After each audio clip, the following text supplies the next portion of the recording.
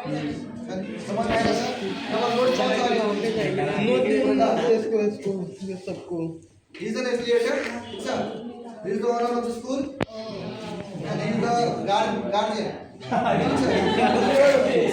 वहाँ एउटा गार्डन हुन्छ वहाँ affiliated हुन्छ sir. वहाँ एउटा स्कुल को वहाँ मिलियन को वहाँलाई प्रचार गर्नुहुन्छ यहाँ ध्यान दिने वहाँले प्रचार गर्नुहुन्छ ठीक छ अनि उहाँले हुन्छ एकदम राम्रो पहिचान छ यहाँ ध्यान दिनु यहाँ पेजमा राम्रो राम्रो भेरिफिकेसन राम्रो पाउनु सबले मलाई दिन्छ ठीक छ त्यसपछि के भन्छ उहाँले उहाँसँग मिटिङ गर्नुहुन्छ सर तपाईलाई म तपाईलाई लागि मार्केटिङ गरिदिनुस् तपाईलाई म एउटा स्टुडेन्टमा 50% कमिसन 50% म तपाईलाई दिन्छ इन्सेन्टिभ ठीक छ इन्सेन्टिभलाई कमिसन पनि भनिन्छ ठीक छ इन्सेन्टिभ दिन्छु त्यसपछि उहाँले के गर्नुभयो त आफ्नो पेजमा स्कुलको बारेमा सबै कुरा लेख्नु भयो भिडियो राख्नु भयो सोशल मिडियामा पोस्ट गर्नुभयो एक दिन बिहान उठ्नुभयो चिया खाएर उहाँले पेज खोल्नु भयो ठीक छ हेर्नुभयो कि मेरो राम्रो स्क्रोलमेन्ट गर्नुभयो स्क्रोल गरेपछि उहाँले हेर्नुभयो कि मेरो स्कुलमा राम्रो फिचर हैन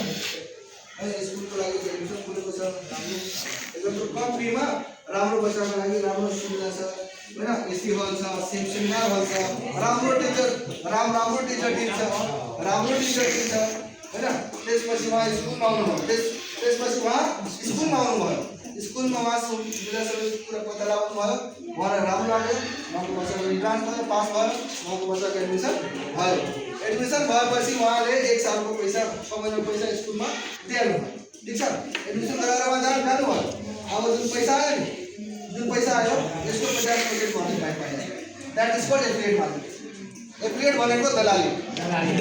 एउटा इक्जाम्पलमा बताइदिरहेको छु बिरगन्जमा थुप्रै कन्सल्टेन्सीहरू छ जसले स्टुडेन्टलाई